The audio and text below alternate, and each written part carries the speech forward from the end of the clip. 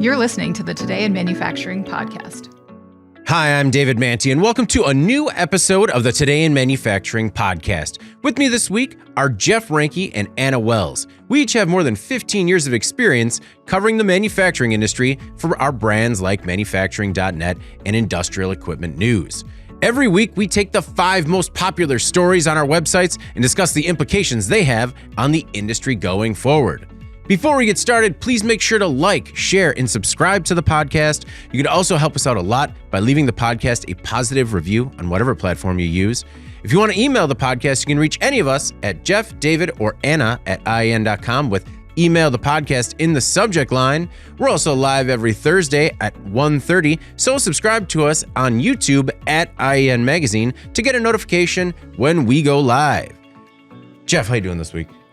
Good, David. Just enjoying the balmy 20-degree weather we're enjoying here in sun-soaked Wisconsin. After minus 10 degrees, you walk outside and you're like, oh, it's a nice day. And then you walk into your car and realize it's 20. Except I have an issue with how bright it gets. Like, not an issue. I'm not complaining about the sun. I'm not anti-sun. Sounds like you are. Like Anna's anti-jobs.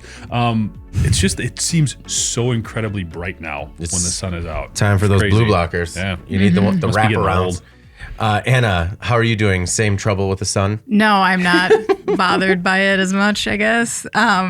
Before we start, though, I want to sneak this in because I need to eat crow real quick. One of our listeners, I don't want to forget to say this, that's why I'm ushering it in right now. All right. Thank you to Brent for writing in this week. So last week I made a point about American businesses trying to decouple from China. And I used a reference to Volvo being owned by Geely Group. And he pointed out to me that Volvo cars and Volvo trucks are actually owned by different companies. Oh, okay. So Volvo cars is owned by Geely. Volvo trucks, who owns Mack, is not. Okay. So the way that I characterized that was incorrect. So I just want to point that out to the audience. Thanks for keeping us Yeah, thanks, Brent. in check. Oh my goodness, that's a final thought. We took errors and omissions go like after final thought. Well, I didn't. We just kind of like right after the close. It's like, oh, and we forgot to mention. Sometimes you get in the groove though, and then I was just afraid that it wouldn't get said, so I wanted to make sure it got said. Oh no, understandable. Yeah. Well, thanks again, Brent, for bringing that up. We need like a stat person, like live fact checking. Do we? No, I don't think we do. I think we need it like in theory and to just throw it out there and forget about it. We got one. Yeah. All right. Well, before we get started, we have a word from our sponsor this week, Oil Eater. If you aren't creating video content for your business, you're missing out. Why is video so important? Increase conversions, increase email marketing click-through rates, improve SEO, build trust, help explain complex subjects and equipment, and improve social media engagement. How many of you view video content on a daily basis? Isn't it time people start viewing some of yours? Promote your brand with Unit 202. Let's get to work. And we're back. Sorry for the little sponsor switcheroo there. We have Unit 202 Productions as our sponsor this week. Not Oil Eater, but you still can get a free sample of Oil Eater as well. All right, our first story this week. Manufacturer sells workers with Toledo plant. Detroit Manufacturing Systems recently sold its plant in Toledo, Ohio to Tier 1 auto supplier Mach-E International.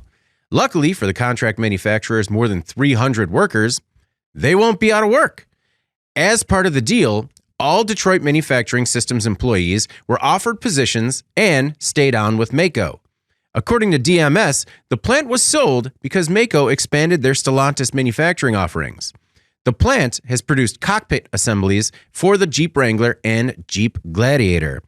Anna, I know that you had some issues with how the headline on this one was reworked, but it's still an interesting story as to how, the workers, the employees were part of the deal. Yes, and I do think it's an interesting story, but I'm glad that you brought up the headline because I want to make it clear that this was not the headline that I wrote that suggests that actual humans had been sold along with the plant. That's not what happened here. They were sold with the plant, and as the person that reworked the headline, I stand by it. I'm with Anna on this one. Yeah, it was It was a negotiation that involved offering jobs to these workers that were already working for Detroit Manufacturing Systems. It was kind of a cool story. This came to us via a press release that Detroit Manufacturing Systems had produced. They operated this plant for 4 years. They were not exactly clear on why the plant was sold. Perhaps their contract work ran out in this region. They didn't say. I asked, but they didn't say. But they did say that DMS still has one location in Detroit. They've got 1,200 union employees, 300 salary employees, very functional operational company, right? Mm-hmm. So I don't think it was in any case some sort of like they had to flee the area or anything because they were in trouble. It sounds like they're a very solid company. But regardless of why, I thought the story was great. And it was nice to see some dedicated, what felt like planning and foresight here, where these companies were able to work together and run kind of on the same timeline. Yeah. That in the end, it worked out for everybody involved. Now Mach-E can obviously get up and running faster. That's a big benefit to them. As for DMS, you hear companies constantly talking about how we're a family and culture is so important to us and we care so much about our workers. But then you see those same companies in these periods of transition drop those workers with very little notice, like layoffs, closures, stuff like that, people shutting plants down and people show up and the door's locked. To me, this felt good. It was like DMS didn't have to do this. They did, they worked out this deal. We see it go the other way, like 9 times out of 10, where the employees don't feel like they're really a consideration, despite all the platitudes that they offer the market. In this case, it was different. And I thought it was sort of a heartwarming story. No, it was a feel-good story. And it was kind of cool how it seems like the two companies have been working together for about 2 years just to make this transition happen. Jeff, another part is that Mach-E, after working for 2 years with DMS, believes that it's a good culture fit. So it seems like it's going to be a pretty fluid transition, which isn't always normal when it comes to an acquisition. I really hate the stance I'm going to take on this one. Oh my God. It's because initially it is very positive, and you do have to applaud these two companies for working together to kind of add to the negotiations to ensure these jobs are kept. I'm just worried about how long these jobs are going to be there. Because when I look at this, what it feels like to me, when you look at Detroit Manufacturing Systems, they're a very diverse contract manufacturer. They're into healthcare, they're into defense, they're into recreational. It's all somewhat automotive adjacent, but it's still a diverse customer base. And when you look at some of the things that's going on with the products that are made at this facility for Stellantis, for their Jeep brands, Stellantis has been down. They did see now, and it's been weird in automotive. So to really compare year-over-year sales numbers and things like that, it's not really fair. But the Jeep numbers did peak. They've been solid and steady, but there's still huge supply chain issues there that I think have led to a lot of the sales declines that we have seen because they have been down the last couple of years. My concern is Detroit Manufacturing Systems, as a contract manufacturer, said these supply chain issues, they're going to be issues for another 2 years. We're not going to be out of this right away. We don't want to get locked in this heavily to one marketplace. Mach-E, this is what they are. They're a tier 1 automotive supplier. They're in up to their elbow. They're a big company. I just hope this isn't a short-term solution because Detroit Manufacturing Systems could be saying, we're getting out of this. This is not what we want to be about. This company is taking over in the short term, but if these supply chain issues persist, I could see this being a short-term good news story, maybe not long-term. That would be my concern. We'll focus on the short-term good news. I saw Mach-E in their statement said, "We appreciate everyone's cooperation and support over the next few months as we continue to transform Mach-E Toledo into a best-in-class operation." And I just like when a company comes out and really nicely says, "Get in line."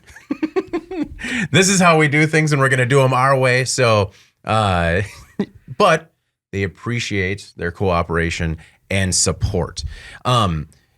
Another part of this that was that Mach-E made a point of addressing on its website was stating that they had thanked the employees who had traveled from other Mach-E facilities to this facility over the past year just to try and help this transition work. I thought that was pretty cool as well. I guess it makes you think of Lightyear, the Lightyear story that we're going to cover in a little bit, where workers are a premium right now. And so I can understand how that is a big part of a merger or acquisition where it's like, hey, if we don't have the people, this plant is worthless. So I could see this, while it's not the norm, as you said, Anna, 9 times out of 10, we don't see this. Maybe it's something that becomes, maybe it's something that becomes a little bit more popular. Maybe. I mean, we see a lot of headlines about job cuts, but the most recent Fed report on open jobs there's still 11 million open jobs right now, which is much higher than anyone is expecting it to be still after all of these, these Fed interest rate hikes and inflation taming activities. It goes against the norm. It goes against what is expected right now, and it's a huge challenge for employers. Jeff, so did you look at the story and just say, too good to be true? A little bit. Yeah. A little bit. just because, I think it's great. Detroit, they added to the process, okay? They did not have to do these things, and that is wonderful. And you feel good for those 300 people now. Yeah. I just looked at the background, and it makes me nervous because there was also nothing said about long-term guarantees here. Right. We need to start a new segment. Does it pass Jeff's sniff test? Hey, I introduced this by saying I don't like how I feel about this. I know. I hate myself. I don't like that this is where I went here. But got a real uneasy feeling, guys. Seen this before. Well, our next most popular story, I don't think this is something you've seen before. Tiny radioactive capsule sets off major health scare. In Australia, a tiny radioactive capsule about the size of a small watch battery was lost, and it caused an urgent public health warning. The capsule was lost along a 870-mile route between Perth and a mine in Pilbara. The capsule is quite radioactive, about the same as getting 10 X-rays in 1 hour for anyone within 1 meter of it. Radioactive capsules like this are often used as gauges for mining operations. The device emits both beta rays and gamma rays, so you can get burned, among other things, if you're too close for too long. What's crazy is how this thing was lost. It fell off a truck. Officials believe the capsule got loose from its container when a bolt fell out during a bumpy ride and left a convenient bolt hole for the capsule to escape through. This is like the plot of a Curious George episode. A search party blanketed the area to try and recover the device, and Rio Tinto, the mining company responsible for losing the capsule, issued a public apology. Anna, of the many stories that recover, this one had a pretty swift and positive ending. But come on, it's like it fell off the truck. Just how do you're taking inventory when the truck docks and you're like, hey, where's that incredibly dangerous radioactive thing that could burn people? Anyone see that? Like, yeah. Yeah. It is so unbelievable that it just has to be true. It's just like, what? Yeah. Ripped from the headlines. I know. From a comic book. I know. Yeah. Very ridiculous. This is how superhero origin stories happen. Yes. Can you get close to it if you're wearing that like heavy blanket vest from the dentist that they put on you? If you're wearing that, at least your chest doesn't burn. Everything else burns. Just burns. Yeah. Because this tiny battery is killing you quickly. Yes. And to me, one of the most interesting elements of this story is how it came down to an issue of torque. Yes, like once again, we've seen how many times this occur where a lowly bolt was either under or over tightened, and the results have been catastrophic. We've seen thousands of vehicles recalled, infrastructure collapse, radioactive capsule escapes enclosure and falls somewhere along a 1,400 kilometer route in the outback of Australia. Yeah, there's a mechanic somewhere that's like, oh, that is my bad. What happened? I am so sorry. Really sorry. That individual is not raising their hand. No. Luckily, as you alluded to earlier, this actually has already been resolved. And it was characterized as like finding a needle in a haystack, but they did find this capsule earlier this week in the vast outback of Australia. The pea-sized capsule was the subject of an all-hands-on-deck search. According to the BBC, everyone from nuclear science specialists and the Emergency Management Agency to radiation protection officials all involved. the fact that they found this so quickly is nothing short of incredible. Because initially they had feared that it had become lodged in the tire of someone's vehicle. So they were like, it could be anywhere, right? Ultimately, they used some portable radiation survey meters, and then they got additional resources from the government described as radiation portal monitors and gamma ray spectrometers, which they were actually able to attach to vehicles. And then they were able to achieve the best possible outcome and find it in the end. So thank God for technology, I guess. If this had happened like a handful of decades ago, I feel like it would still be out there. Oh, yeah. So that's a relief. Jeff, I'm just happy a kid or other curious person didn't find this on a walk. Or curious monkey. Right? Or curious monkey, I Some suppose. dingo out there getting exposed to gamma radiation. That's right. Bruce Banner. What was being pitched in the office? Mega dingo. That this is the beginning of mega dingo. Yes. Yeah. Yeah. Or killer kangaroo. Cesium-137. Am I saying that correctly? Yep, cesium, yeah. I mean, this is obviously, as you alluded to, some super serious stuff. Whenever there is fallout from, like when we talked about Fukushima, when we talked about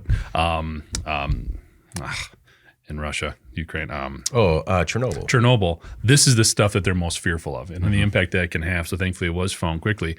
The other thing that's kind of interesting is how valuable this element is. It's actually on a per gram or per ounce basis, it's more expensive than gold. Oh, wow. So it is highly valuable. So again, that reinforces the fact that you think they would have taken care of it a little bit better. Right?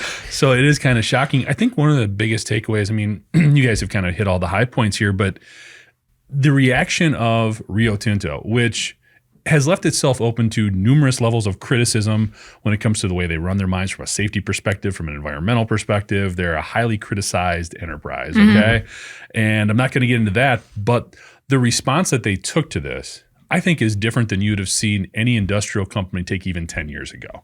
They were all over this. They were very transparent. They said exactly what it was, exactly what they thought would happen. There was no conjecture. There was no, at least that we know of, no conspiracy, no cover up, whatever you want to say. And I think that does say something about the fact that there's an evolution in terms of the way companies are communicating about these things, understanding there is a social responsibility as well. So I'm not going to say kudos to them because they lost a piece of radioactive equipment here. Not good. Yeah. But I think it does say something maybe about the industry as a whole in terms of being more accountable when these things do happen. And thankfully they invested in what they needed to find it very quickly.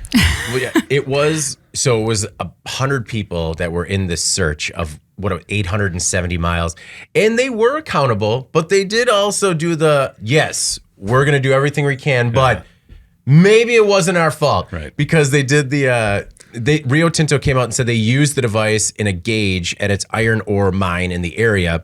And it said that it regularly transports and stores dangerous goods as part of its business and hires expert contractors who are in charge of handling this radioactive material. So we're going to do everything we can to find this, but it's not our fault necessarily. Yeah, talk to those One of the contractors. interesting things they brought up too is how frequently these materials are transported over this route. Yeah. How does that make anybody feel better? That is not a good point to make. Yeah, we do this all the time. I mean, we hardly ever lose anything. Yeah, if you do it all Wait the a minute. time, check the truck for holes more often. Come on, man. Run a cup of water through it. It only had a half-life of 30 years. So if it wasn't found, by the time we're into our 90s or so, 70s, 60s. Let's not talk about math. It would have been dead. Half-life. Oh, sorry. It would have been half-life. It would have been half It's dead. like 300 years. It's still radioactive. Okay. It was found on a remote road, and they needed to find it. But did you see the area they cleared? So it was like 30 meters away. It's like, all right, someone find this very tiny device and then get away from it as soon as possible. It was found 6 days after it was lost, and it was 6 feet off the road. It was just, when you think of... Dink, dink. Yeah. When you think of an 8mm high, 6mm round device falling off a truck on a remote road about 900 miles long, it's incredible that they found that in 6 days. Just incredible. Yeah, and David, I have to say, based on Jeff's response to the first story, I thought that his position on this was going to be I wish that they never would have found it. I mean, well, it's good. It's good that he was on the other side. Glad that we can agree. Glad I get your approval. Glad that we can agree that we're glad that it was found. Yeah. Well, this came after I was going to bring just another thing that we ran this week, talking about that town where the company was basically just burying all those chemicals and the spike in cancer cases and all that. And again, the difference being there, you had a company basically hiding these secrets for decades. Mm-hmm. Here you had a company at least owning up within days. For sure. So. Yeah. Doing the right thing. All right. Our next most popular story. OSHA finds duct-tape machine guards following worker fatality. Great Lakes Polymer Technologies is a plastics manufacturer in Kingman, Kansas. The company faces nearly $300,000 in OSHA penalties after a worker was killed last summer while trying to clear a bagging machine. According to OSHA, the employee got caught in a rotating part inside the machine and was pulled into the rotating bars. An OSHA investigation found duct tape over the safety interlock, which was used to prevent the machine from shutting down. Great Lakes, which is doing business as Fab Pro Polymers, makes plastic fibers used in cement and other construction materials. Jeff, the company was also fined for training problems and fall hazards, but let's focus on that duct tape. If that's not a safety red flag to anyone and everyone in that plant, I don't know what else could be. Yeah, we just keep having these stories about disabling these machine guards and disabling the lockout tagout stuff. It's kind of mind blowing. Forget the $300,000 here for a minute. When you're looking at this, what the impact was here, somebody being sucked into this piece of equipment. I mean, it's just tragic. And what's kind of also, the National Safety Council puts out their top 10 incident report every year at the safety show, and it's based on the number of OSHA fines that are registered under those headings. And for the last 5 years or so, we had seen the number of fines issued for machine guarding and lockout tagout violations decrease until last year. 2022, we saw both of those do an uptick. Wasn't huge, but it was going the wrong direction. And that's concerning for a number of reasons. And one of the things that I think about immediately is a lot of the new market elements that are out there that are potentially pushing enterprises to embrace rounding the corners when it comes to safety. And the impacts are obviously detrimental and horrible. Forget the money, we're talking about people's lives. Right. So when we look at the fact that we're under supply chain pressure, we look at this company putting out plastics and infrastructure, products that are used in building and infrastructure, you could see how the focus was on, we need to get this product out the door. We're getting a premium price right now. They don't have enough of it. Move. Safety gets pushed to the side. That's a culture issue. That's a management issue. That isn't a worker knowledge issue. That is taking shortcuts that you have to feel start from the very top and are reinforced down throughout the organization. For something like duct tape, the other part of that, when you think about it, is when it's that elemental or that basic, and somebody sees OSHA people coming through and they just don't take the duct tape off the button. Yeah. I mean, that just reinforces how this is ingrained as this is what we do. This is business as usual. And that's what's doubly dangerous when we read about these types of instances. Right. It's not just completely ignoring the safety element. It's just how ingrained it is into the consciousness of all of those workers. That's the biggest problem. Well, and Anna, I see the supply chain pressure angle on a lot of these safety stories that we do. But when it comes to a company that's been cited previously in the past, I think it just is straight up culture and bad management. It is. But I first want to say I totally agree with Jeff that this is this is a culture problem that's inexcusable. But to your point, I mean, the OSHA cited this company at the same facility for similar violations in 2019. One of the local news stations reported that a group called Fact Finder 12 looked into FabPro's history, which included other OSHA violations dating back to 2016. Twice in 2016, the company was cited for 5 violations that OSHA classified as serious. And they fined the company at the time $40,000. In 2019, the company again was cited for 5 serious violations after a worker lost a finger in an accident. This led to another fine of $47,000. I know we talk a lot about how meager fines don't create deterrence.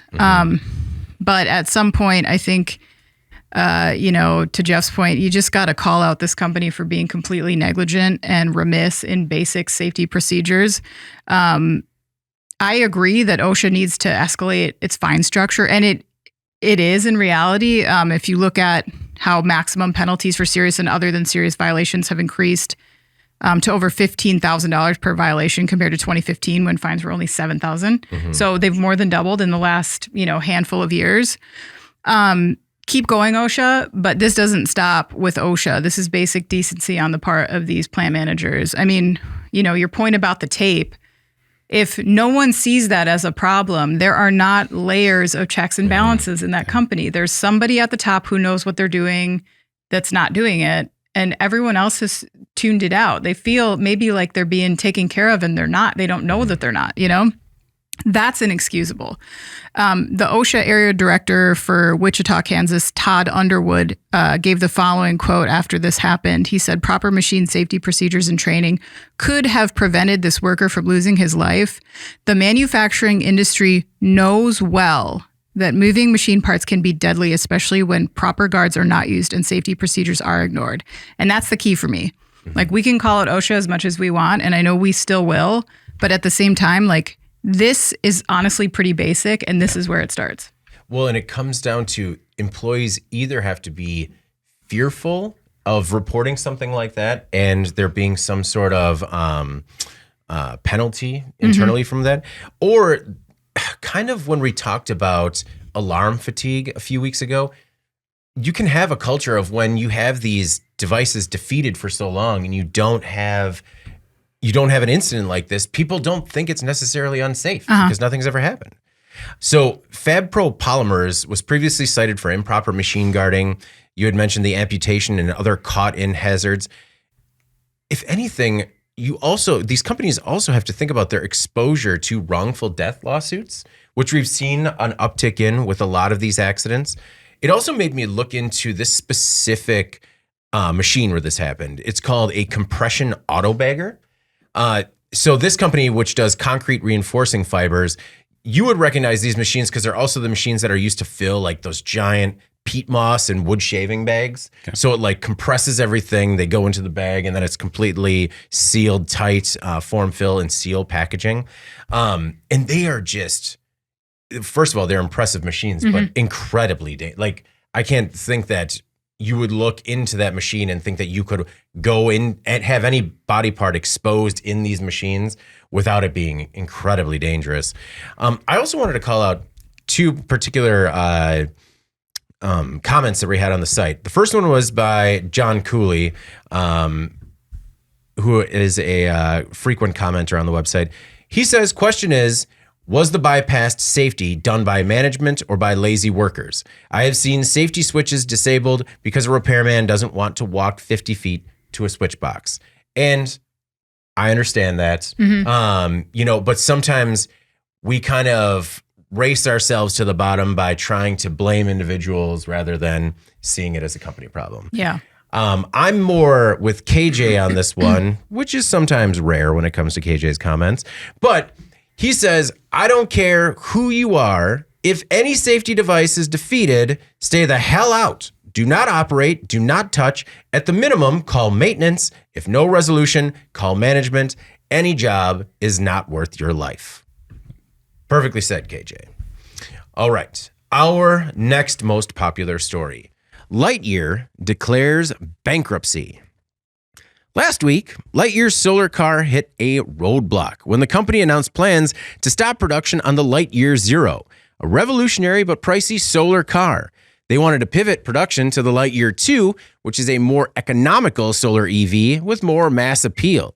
Now, at the time, this seemed really sudden. And when I say at the time, normally that's longer ago than 5 days. But it seemed pretty sudden that Lightyear had begun production on the Zero less than 2 months ago and planned on using that money to fund the 2's development. Well, on Friday, as we were recording this podcast, talking about that previous story, like literally at the exact same time, reports surfaced regarding the bankruptcy of Atlas Technologies. Atlas is a Lightyear subsidiary, and its demise likely means the end of the solar electric car maker. Some 600 employees are likely out of a job at Lightyear, which is based in the Netherlands. The company doesn't have the money to pay salaries. However, the bankruptcy curator charged with sussing out the financials is trying to keep all staff on board for the immediate future. He believes that the staff could be key to making production restart more possible. The company held previous talks with potential investment partners, so it is possible, however, unlikely, that Lightyear could live on if a suitor is found. Salaries are being paid by a Dutch benefits organization, UWV Employee Insurance Agency, for the time being. However, this restart could have some sticking points regarding the intellectual property and who owns what. Only a few Lightyear Zeros ever made it off the line. And Anna, the curator, is also investigating how Lightyear came to such a sudden and swift end. It is, when you record the podcast once a week, every once in a while you get these stories where as we're actively contemplating on the podcast, I wonder how it's going to shake out. Yeah. And it's shaking out in real time. Bing. Yeah. Do you think Lightyear stands a chance, or the Lightyear Zero solar EV stands a chance at living on? Or, are these employees just kind of on for the interim and then maybe on to something else? It's hard to know. There's a lot happening here. So, of course, it's anybody's guess. But I would like to take a glass half full perspective on this, only because I'm excited about this product. Mm-hmm. And I think if we try not to extrapolate too much about this bankruptcy in the future of this company, bankruptcy doesn't necessarily mean the end of the road for Lightyear or any other company that files for bankruptcy. We've seen so many companies dead in the water. Did you think you would see a Sears operating in this year still? I mean, like JCPenney's, there's still one by my house. Why? Okay. I like to get a great deal on slacks, Anna. That's I guess, but like you can survive bankruptcy and still go on to do great things like JCPenney. Bad example. No, but I mean, like many major automakers have filed for bankruptcy before. I mean, Chrysler has, GM has. That was not even that long ago. Yeah. And obviously there's a legacy difference there between GM and Lightyear, but I think it also speaks to the fact of how hard the car business is. It's very capital intensive. There's a ton of R&D involved. When you look at a company like Lightyear, who's really pioneering a completely new power source in auto, the R&D has got to be insane, right? Oh, yeah. So it's a tall order for anyone to do this and be successful. But I don't think that means that Lightyear is dead necessarily. As you mentioned, the bankruptcy curator seems to have some insights here that maybe are not public, but do indicate to him that he believes this is potentially salvageable, and he wants to give them some more time to pull themselves out of this. The curator said that he will look to restart business focusing on the more affordable Lightyear 2, as you mentioned. The company said that in the coming period, the trustee will focus on the position of the employees and creditors, as well as assessing how the Lightyear concept can be continued. I think the benefit here maybe is that Lightyear already has the pivot in place. They've already said, like, we were doing this the wrong way. We're going to backtrack and we're going to do it the other way. They didn't just like accidentally arrive at this conclusion, I don't think. And so hopefully if we can find a way for them to build that cheaper, more popular car first, maybe based on the number of pre-orders that they have, they could find some funding for that. I don't know that, if they can validate those as being legit. Was it like 40,000 pre-orders they have on that? Well, 60,000 with the fleet. Yeah. Yeah. So, I mean, that's like a pretty, that shows a lot of interest in their product line. So if they can find somebody to help support that, cool. I think that's what this curator is doing, is trying to make sure that they don't pull the pin on that too fast before they figure that out. That's just due diligence. It doesn't necessarily mean that they're going to be able to continue, but I hope that they will. It's fairly straightforward math when it comes to trying to find a suitor, Jeff. And it has to say something. We've seen startups go under and it's an immediate fire sale. So the fact, and maybe it's because it's a European startup, maybe procedures are different there, but there has to be some small, however minuscule light at the end of the tunnel that they're willing to keep 600 people employed, paid by an insurance agency trying to salvage this operation. I think there's a common sentiment that everybody would want this to work. Okay. And I want to be one of those people. Oh no. Here comes Jeff. I just can't. When you look at it, this isn't a chapter, is it 7 or 11? That's sort of a reorganization form of bankruptcy. They're saying we can't pay people. We're not solvent enough to do that. That's where this curator or trustee or whatever you want to call them is coming in and really working again, because there is all this intellectual property that has a tremendous amount of value. You mentioned the 60,000 back orders. All of those things are there. This is where I go into, and again, this is my own opinion. Don't you feel like there would be some sort of angel investor who would just be all over this if there wasn't something else going on? I feel like there has to be something with the technology that was somewhat of a holdup here. I really do. Because in the past, whenever we've talked about solar cars, they just can't put enough real estate on the roof or any place else on the vehicle to capture enough energy to keep that battery charged. They're talking about a 500-mile range here. Yeah. But it's an EV that's supplemented with solar power. I get that. Yeah. But it just feels like there has to be some sort of gap here that people are not connecting with. Yeah. For it to run out of money this close to really potentially getting actual cars on the road. Yeah. That's where I've got concerns. I want it to work too, because this seems perfect. This is what we're looking for. We don't have to worry about all of these rare earth minerals and stuff for the batteries for EVs. I mean, like I said, it seems like a perfect fit. There's just got to be some disconnect there that they're struggling so much to get the final financing they need to get over the hump. That makes sense. You talk about the IP. The biggest sticking point is the IP, because Lightyear still has some subsidiaries that have escaped bankruptcy, and there's some idea that maybe these subsidiaries would try to hold on to the IP, but then with that, the idea and the jobs are as good as dead. But if you're and I'm just throwing names out, if you're a Jeff Bezos or a Bill Gates, and you see something like this and you really want to make a difference and make a big splash, what they're needing here is nothing compared to what those guys have. Oh, you yeah. know? And it feels like all of those other problems, they could be worked out pretty quickly if we actually want to get this thing on the road. Wait, so you think that there's a problem with the car because Jeff Bezos hasn't invested in it? Exactly. And Bill Gates. Although Gates has been on toilets. He's not really into cars.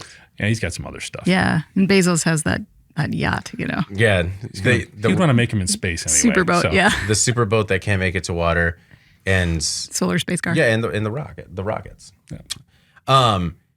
Just to reiterate how quickly everything happened, on January 23rd, the car maker published a blog post that had the headline, "Lightyear decides to fully focus on Lightyear 2." And then on January 27th, they published another blog post that said, "Bankruptcy approved." Forget it. But they had to, that was the other part of the story that confused me.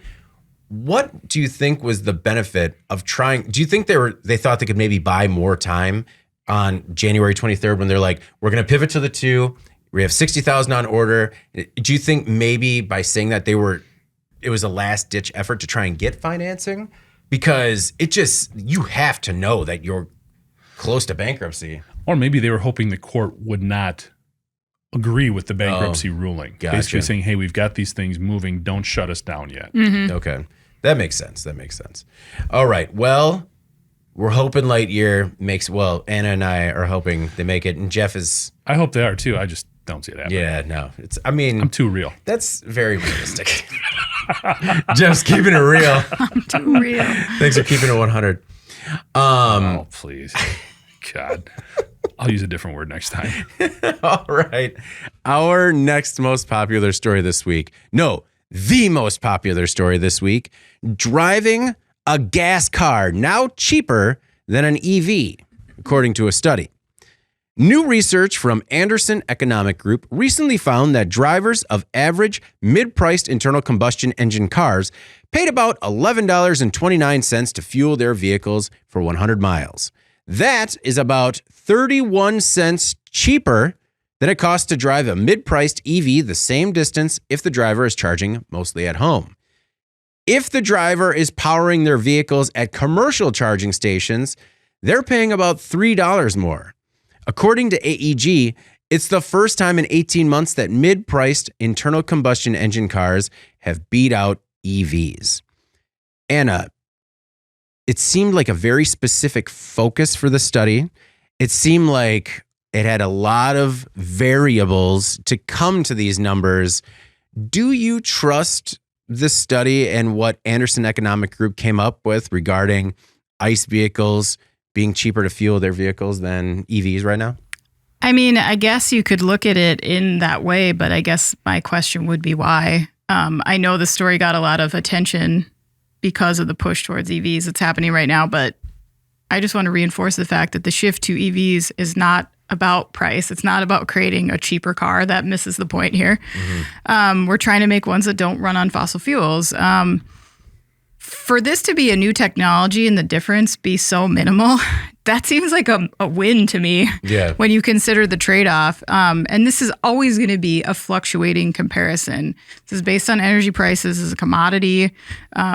It fluctuates widely. We know that. I think you want to also consider, and this was not incorporated into this study, but most automakers that are selling new EVs right now offer some sort of companion package for free charging with those vehicle purchases. Yeah, that's true. Most of them, like 2 or 3 years of free charging at these public infrastructure networks, whether it be EVgo or Electrify America, which I know that those stations aren't everywhere, but you can. But it's an option. It's and for people who are able to use that, like that would be a huge. I mean, could you imagine buying a car and they're like you can fill up at every Spirit station for the next 3 years whenever you want? Like that would be a huge incentive to buy that. I don't know. That's like that really cuts a lot of costs out. My guess is that was not taken into consideration. And of course, I think once the resale market for EVs becomes more robust, you are going to get more buyers who don't get these types of manufacturer level incentives, of course, but with that will also come a leveling out on price of those vehicles as well. So you're going to get a better deal for the car, you know? And again, I just want to remind you that gas can go up any time in price. We've seen that happen in insane ways. Just the last 2 years. Just the last few years. You know, it doesn't seem to stop people from buying giant SUVs or trucks. So I just don't think that, I don't know why the study was done if there was not maybe some sort of motivation behind that to make EVs look like a bad deal. Okay. Jeff, do you think that's the motivation, just to make EVs look like a bad deal? Well, you can, as we know, you can turn statistics however you want to. Okay. I think in this instance, I think it is good that we do these types of studies from all different perspectives because it keeps everybody honest, so to speak. You can manipulate them to say what you want to and take on your perspective. What it really comes down to, in my opinion, when it comes down to EVs versus internal combustion engine vehicles, when you look at the cost element, it's so individualized. It so depends on how you use that vehicle, where you're going. This factored in mid-size EVs. What about SUVs? Okay? What about trucks? I mean, there's so many personal elements to the way people use their vehicle.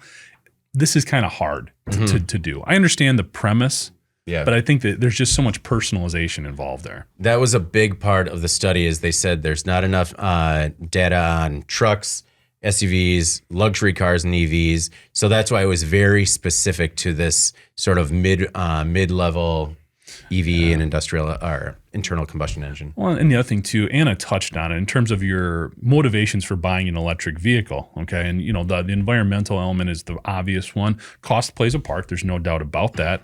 But there's also been companies that have done studies. There's a company called Jerry, and basically they're like an app that takes consumer information, provides it to insurance companies.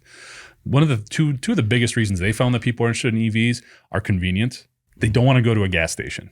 Okay. You and I love going to Quick Trip for other reasons. However, if you don't want to stop at a gas station all the time and you can trickle charge at home or you invest in the bigger charger, it's easier to do it that way. The other thing is they found out is people just think they're cooler. It's a social thing. Like they want to have this vehicle. This weekend, my wife and I went down to a Badger game. It was crappy outside. We didn't want to drive and deal with parking. Both Uber drivers had Teslas. So I was talking to them about it.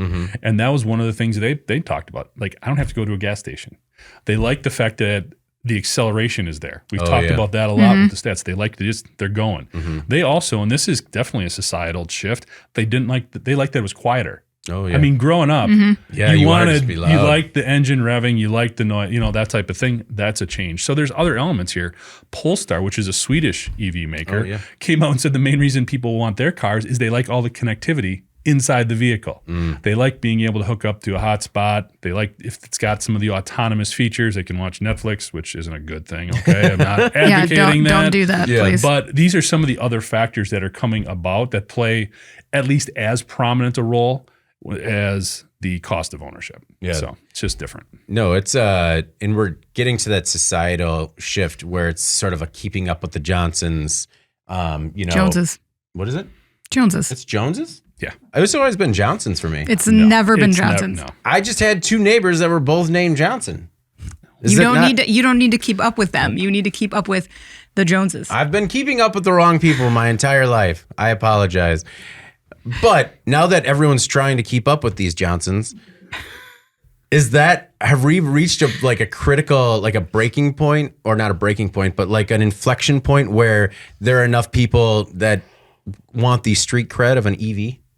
Street cred. Yeah. I mean, a little bit. I think it is. I think it is sort of I don't know. I wouldn't even say a hierarchy thing. It's just kind of, hey, this is what we should be doing. There's sort of a societal departure, I guess, from the paradigm. I think there is a little bit of that.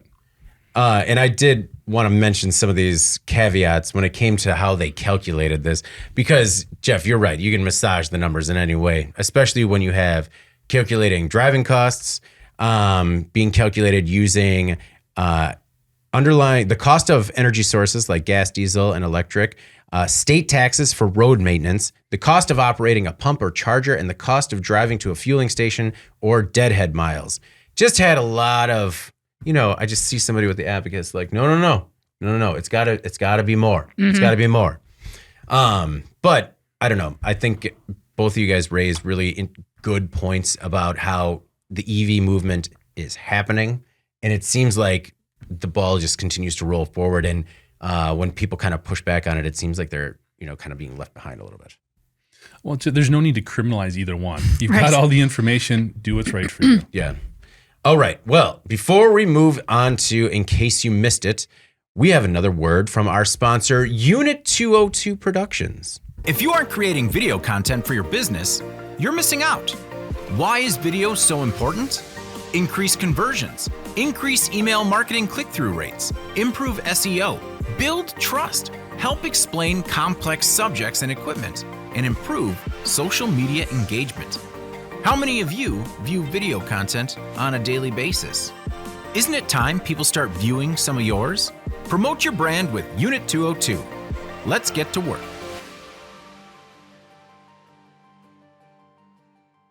And we're back. But before we get started with In Case You Missed It, producer Eric said that we played either a Unit 202 Productions commercial or possibly Oil Eater. I'm not sure.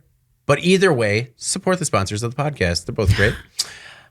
In case you missed it, the stories that, maybe weren't as popular on the website, but still stand to make a big impact on the industry going forward. I'll go first this week because when I picked the In Case You Missed It, it was not in the top 5. But over the last few hours, it really caught on and got a lot more traffic and would have wound up in the top 5. But once we already had it set, I don't know. I didn't want to betray the sanctity of our format, but also, we already had our notes, man. So You stand on a wall, David. it's about a shape-shifting robot that escaped a jail cell in a test. Why did they put this robot in jail for the test? Because Did he commit a crime? It's a human thing to do. No. You should have seen the atrocities. A multidisciplinary team of engineers from multiple universities may not have cited Terminator 2 as inspiration, but their miniature shape-shifting robots look like they came straight off the Skynet production line. The material is called magnetoreactive liquid solid phase transitional matter, or MPTM. And the team recently put it through its paces to test its, quote, shape morphing. A video from the study shows a robot inspired by a Lego minifig escape a cage by turning into liquid, it is pulled through the bars by an external magnetic field and then restores its original state by flowing into a mold. The material also jumped a 21 millimeter moat, climbed a 12 millimeter wall, and split up to cooperatively move objects before merging back together.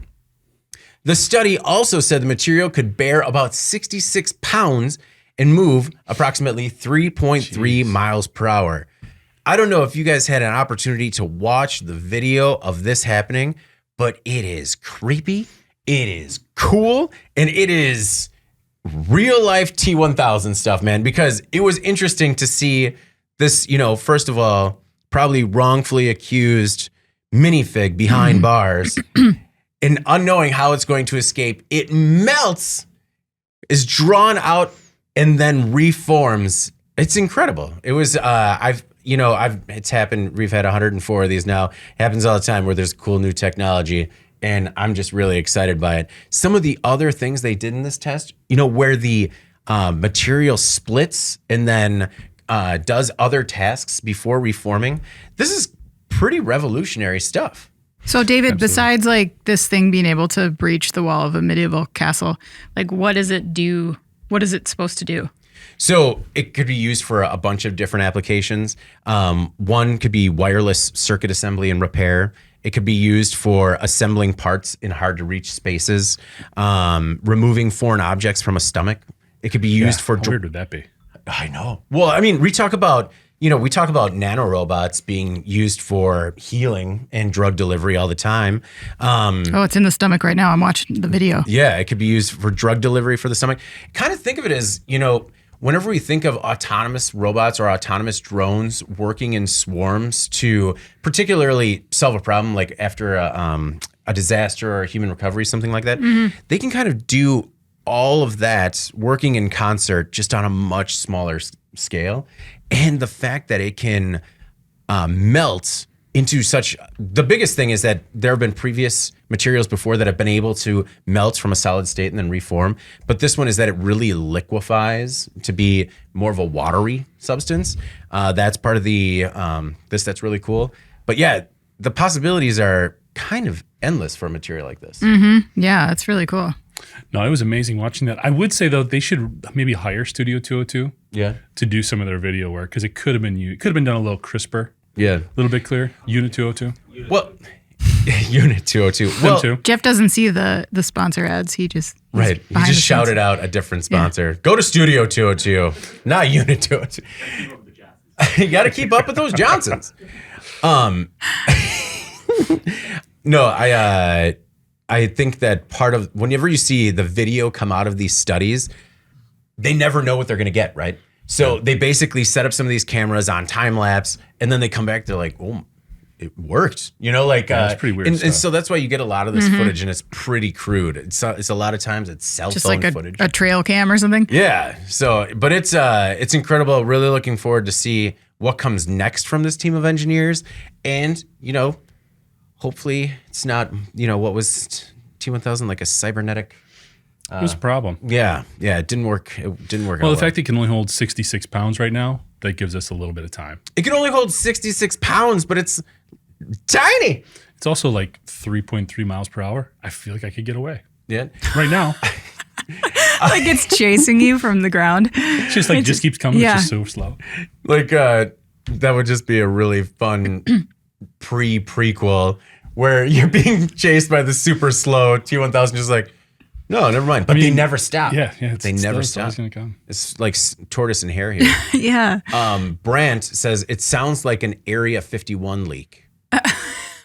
Yes, I like it. A little creepy. Anna, what is your, in case you missed it this week? All right. The story I selected this week is about Ford cutting the price on its Mustang Mach-E after Tesla trimmed some prices on some of its models. Obviously, the Ford Mach-E is a very popular model right now. Ford says it's cutting prices on this electric SUV by as much as $6,000. This was just weeks after market leader Tesla took similar steps. So Ford is increasing production on the Mach-E. They're hoping to take advantage of streamlined costs as they do so and reduce prices across the board. They didn't mention Tesla in their statement, but I think the writing was just sort of underneath it. Everyone thought that was pretty clear because it was right after Tesla had slashed prices on their models by a pretty dramatic up to 20%. Oh, wow.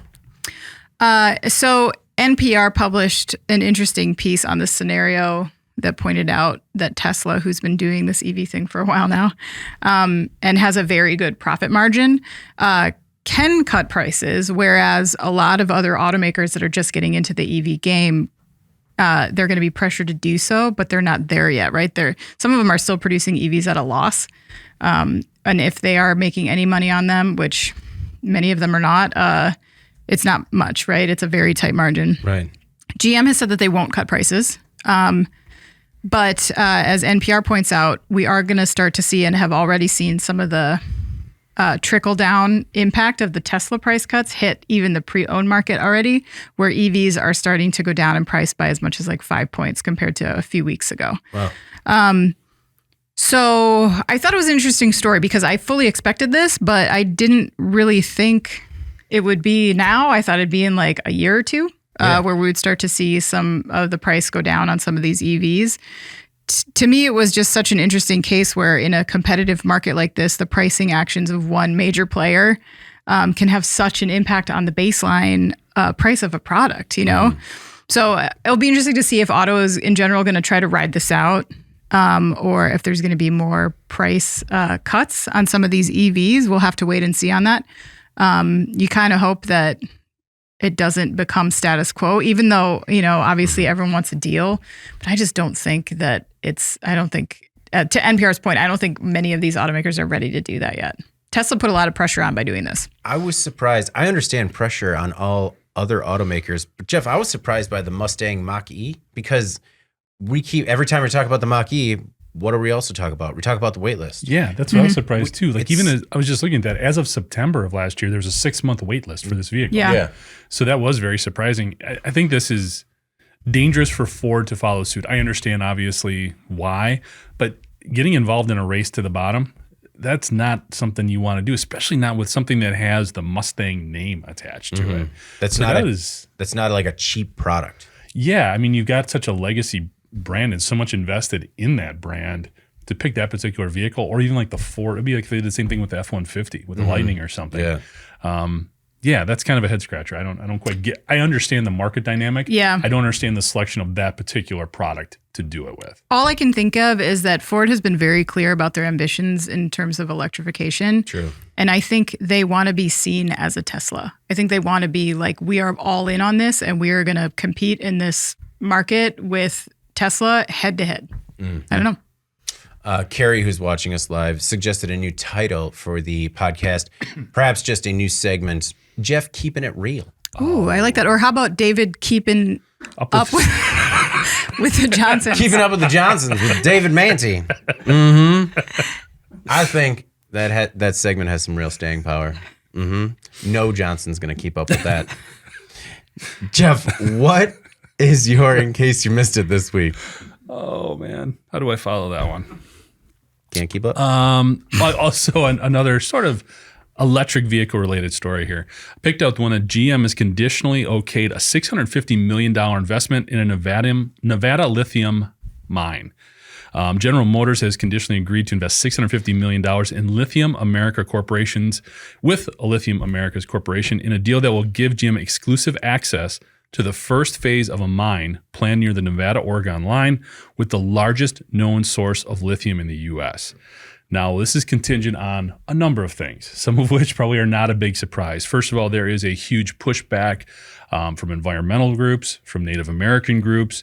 They don't want people up here. They think it's going to pollute everything. There's also concerns on preserving that area for historical purposes and everything that's associated with it. What's interesting is we got also the same type of proponents for it. People saying, we need EVs, we need lithium to create these batteries. They're saying that the amount of lithium that is going to come out of this particular mine in its first year will be able to power up to 1 million electric vehicles. Wow. So, big battle. And I think it's interesting on a couple of fronts as well. You see a company like GM getting involved right with the raw material. Yeah. They're skipping the supply chain, so to speak, or the traditional supply chain, and going right to the source. We saw Tesla doing some of the same things, getting involved in these mining processes. This is a mine that probably, even if everything goes smoothly and they get the okays, and right now it's hung up in court and a lot of legal proceedings, won't even be online till like 2023. Okay. Or excuse me, 2025. Okay. I'm like, this year, wow. So Getting after it. and the money that GM is conditionally laying out would be delivered in two different stipends, if you will. Okay. Or two different draws. So there's a lot around this company. Lithium Americas Corp needs GM, but first they need to get through all the legal battles. Then they only get half of it to set up the structure. Then they get the other half to start producing the lithium and getting it to GM for all these electric vehicles.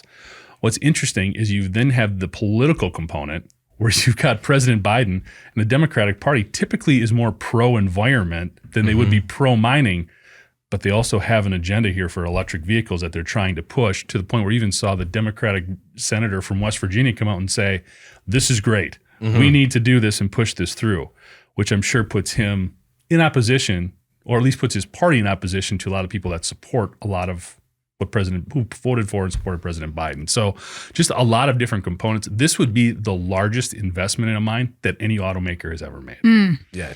So a lot of different things at work there when we talk about, again, how are we going to balance this need for these minerals with the potential issues that surround mining and obtaining them. Yeah.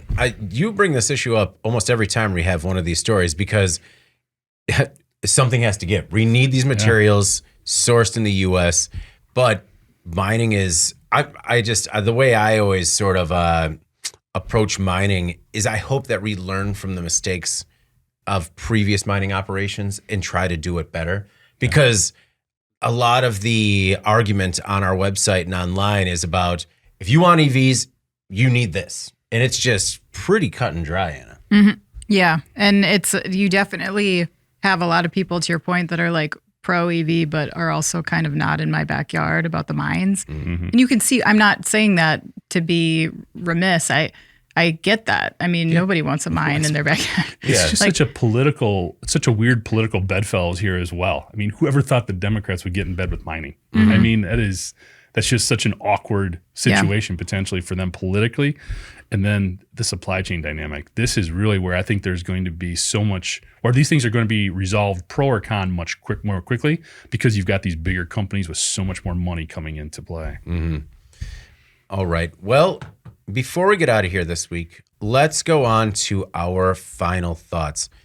Anna, what final thought do you have for the listeners at home? All right. Well, today, you're not going to get this on the same day as we recorded it, but today was Groundhog's Day. And I am told that there will be 6 more weeks of winter, which I think is like the bad one. But in Wisconsin, 6 more weeks of winter is like, oh, that's actually pretty good. Yeah. Like that gets us to like. Can you limit it to 6? Yeah. That gets us to mid-March. Cool. Like it's 10 more weeks of winter that I don't want. Mm-hmm. So that was exciting to hear. My 5-year-old twins this morning were super excited to see what Mr. G had to say. They have a puppet in their classroom named Mr. G. He's the groundhog. Very nice. But they said more winter. So we're here for it. 6 more weeks though. That's it. That's all I'm doing. You're not gonna, when we have that 10-inch snowfall in April, you're just like, but the groundhog. But I didn't sign up for this. Still's a liar. Yeah. Man. No, actually, Groundhog's Day is also my brother Ryan's birthday. So, Ryan, if you're watching, happy birthday. Hope you have a good one. Also, a great story for kids if they're into groundhogs is Wake Up Groundhog. It's very good. About Punxsutawney Phyllis. Pretty good. Seth, who's watching us live, just says, fingers crossed, no snow in May. No, so, Seth, I won't. Big softball offer. I won't tolerate it. I always like it when it snows for the first couple of games of softball. It's like, it's Wisconsin. My final thoughts this week. The first, we had a really cool comment from Alex Gray. We were talking last week about the A380 parts and which ones would be fun to buy. And I can't believe I left this out. Alex says the slides. Ooh, the escape slide, right? Yeah. He says, when it comes to surplus A380 parts, I'm shocked that you wouldn't immediately go for the evacuation slide. You know what, Alex? I was shocked. I forgot that as well. Putting this on your roof, on the roof of your house, would make your kids the most popular in the neighborhood. I'm not saying I necessarily want more kids at my house. But if you have a pool, it's the thing that leads to the thing. Oh. There you go. He just fit them all into a neat box, and thank you, Alex. And I will, on the next auction, flirt with that slide. My other final thought was this previous weekend, we had the opportunity to take in some casual entertainment in the form of monster trucks. Yes. Which are amazing. And I will also say that it was just really a fine line between whether or not Buckshot would take out Alcatraz in the final. Ooh. And it was just made for some really high drama. Mm-hmm. So who did? But Buckshot persevered. Mm-hmm. It was really, they built it up, but Buckshot was going to win far and away. But seeing the excitement of all the kids in the audience, and the grownups, but the kids, it made me think the cloud of smog inside the poorly ventilated facility aside, that there had to be an incredible kind of STEM outing without me knowing it, because my kids were asking questions about how do they make the trucks so big? How are the tires so big? Why is the bus monster truck that we're about to ride spraying oil everywhere? And is that safe? Would you guys say that going to see monster trucks is a STEM activity? Engineering perspective, absolutely. Yeah. I mean, when you look at what they need to, all the different materials that are involved in those trucks, I mean, the mechanical element of it itself is pretty amazing. Yeah. How they're able to just stay upright, balanced. So yeah, absolutely. Okay. I was just like, in the moment, I'm like, no, this is not just like cool parent stuff. I think we have teachable moments here. Can I ask, was the dinosaur there that like chops the cars? No, there was no. He had the day off? No like Motozilla if you're into the elbow grease books, but there were a lot of. What I liked was that the event was sponsored by a local like ZB Recycling and Salvage, which must have just provided the cars that they were smashing. Yeah. And so there was no shortage of smashing cars and pieces flying everywhere. I've joked about how I like an event where you can't sit in the first 10 rows because of projectiles. And we got to see them change a monster truck tire because one just landed right on the front panel of this car and just deflated the tire. And it was actually pretty cool to see like a NASCAR pit crew work on like a monster truck. Wow. Yeah. That would be amazing. So no, but we will inquire about said car eating monster for the next one. Yeah. Because there will be a next one. Yeah. Jeff, what is your final thought this week?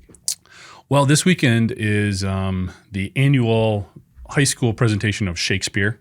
Oh. Which I always appreciate the kids' ability to, because Shakespeare, the language is incredibly difficult. I don't know how to say it, like taxing. And the kids do a great job with it. I miss half of what they're saying. Mm-hmm. Yeah. So if anybody has any tips on how to actually understand Shakespeare and the words coming out of their mouths, I would be grateful for it, because I feel like I hardly know what's going on until like something super dramatic does happen. And you're like, why is that guy dead? Oh, wait a minute. Okay. Yeah. Is it a specific play they're doing, or are they just doing like vignettes from different? No, it is. And I'm ashamed to admit I forgot the name of the play. Okay. I believe is it As You Like It? As You Like It. I believe it's As You Like It, yeah. So I haven't seen that one before, so it'll be good that way, but I just feel so out of place because this was nothing I ever did in high school or had any association with, so I'm learning more.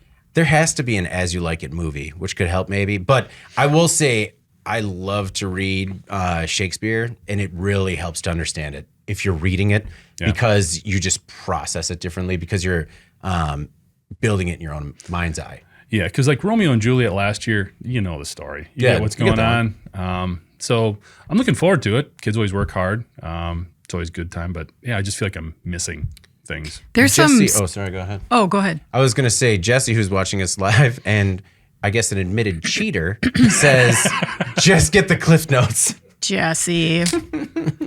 Jeff, I found, that's terrible. Jeff, I found this thing called schmoop.com. And sounds like something I would visit very frequently. Yeah, you have never used it. Keep up with the Johnsons? You got to schmoop it. That's right. You can translate English into Shakespearean. Oh, that's not helpful. Yeah. Yeah, I need the exact Yeah. opposite. Forget it. You can't go the other way? It's not, I don't know, maybe I haven't spent much time on So schmoop. what is the thing that leads to the thing in Shakespearean? Can you schmoop that? Okay, I'll try it. Hold on. All right.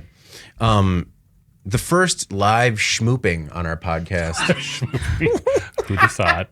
Oh, you want to know what it is? Yeah. The thing that leadeth to the thing. That's it. Good That thing was we just- took some time to figure that one Yep. out. Just you have to drop that one after the performance when you're telling, you give the flowers. You do the flowers, right? Sure. Okay. Yeah. You got to say, I believe that career-wise, this is the thing that leadeth to the thing. Oh yeah. Your You'll daughters. be able to hear the eye roll. Yeah, they will not be embarrassed at all by that. Oh, they So. won't be embarrassed. They'll just ignore me like they always do. So Do we have trivia this week? we do. First of all, we had huge response to the podcast polling question from last week asking, would you advise an incoming non-management worker to join a union? Why or why not? Do you want to get to that one first? Sure. Before this, Brant, who's still watching us live, it says Anna's fact checking. Should have done that last week. Oh, burn! Harsh. In my defense, 2 Volvos? What? All right, I earned that burn. That's all right. At least you're just getting facts wrong. You're not getting entire idioms wrong that have been around for hundreds of years. Jeff? So like I said, we had a lot of response to the poll question about unions. I'll start with one here from Will. He said, I believe if I were to start a new company and the question of union was brought up, I believe I'd have a company that would be successful without it. The current work climate is in favor of employee, and there's so much media coverage of employers who do not treat workers equitably that whatever benefit a union may have fostered previously is implied. The mentality of frontline leaders is also shifting away from one of dominant to one of civil treatment. It's a bold statement, but if an employee can lead with humility, treat people equitably, and not take advantage of its worker, the union is unnecessary. Yeah, I would agree. That isn't always the case, unfortunately. But we had a lot of different input here. Another one from Tim. He said he was an engineer at GM. The UAW severely lessened his opinion of unions. They could get away with a lot of stuff on the job. However, times have changed. Companies with new timekeeping tools definitely have the upper hand. So his response is, would you advise an incoming non-management worker to join a union? He said yes. Okay. Ralph said no.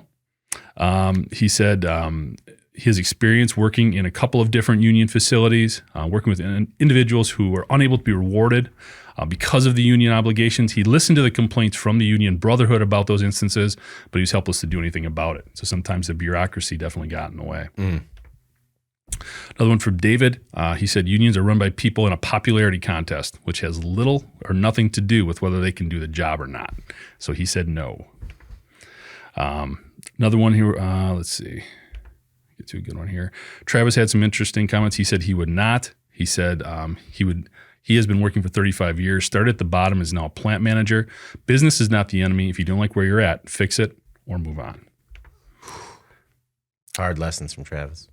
The last one, I thought, this was actually from somebody who did not leave their name, but they said they would not join a union, but I thought they actually kind of had the best overall perspective on things. They said a lot of it depends on the company and the way it operates and the industry.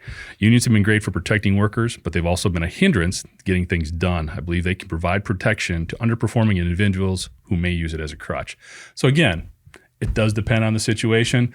Overall, respondents were 2-1 against advising against joining a union. So, well, non-union supported. Thank you for the feedback. Yeah, that's a good one. Anonymous.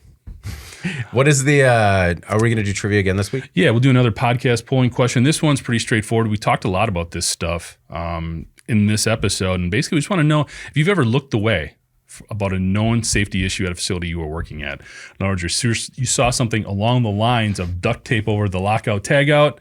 Did you look the other way and let it go? Yes or no? And maybe you can tell us a little bit more about what you saw. So just want to get some feedback there in terms of how people are viewing safety. And if, again, because of some of those different pressures within the facility, have you looked the other way? Maybe you shouldn't. A lot of anonymous responses to that one. How long has it been since we've done an actual trivia question? And have I been calling the podcast polling question trivia ever since? You go back and forth. I just go skating right over the top of it. Thanks for burning past that one. Yeah, I don't really dwell on it too much. That's good. I will. Our fact checker will get after that. Yeah, that's right. There is Brent, get on this. There is no right or wrong answer to anything. If you have some ideas for trivia, David, I would welcome them. But we have a very smart audience, and I want to try to come up with something they can't just Google. No, I like the polling questions. I just want to make sure that I call them the correct thing. I really like this because I like how it continues the conversation with everybody that's listening. Yeah. And I really like, the feedback's pretty insightful. Mm-hmm. So I find myself learning stuff from different situations that people kind of offer. So keep it up. It's great. All right. Well, before we get out of here, please make sure to like, share, and subscribe to the podcast. You could also help us out a lot by leaving the podcast a positive review on whatever platform you use. If you want to email the podcast, you can reach any of us at Jeff, Anna, or David at IN.com with email the podcast in the subject line. Make sure to subscribe to our daily and or weekly newsletters and subscribe to us on YouTube at IEN Magazine to join us live every Thursday. Make sure you are keeping up with the Johnsons. For Jeff Ranke and Anna Wells, I'm David Manti. This is the Today in Manufacturing podcast, and we'll see you next week. Thank you for listening to the Today in Manufacturing podcast.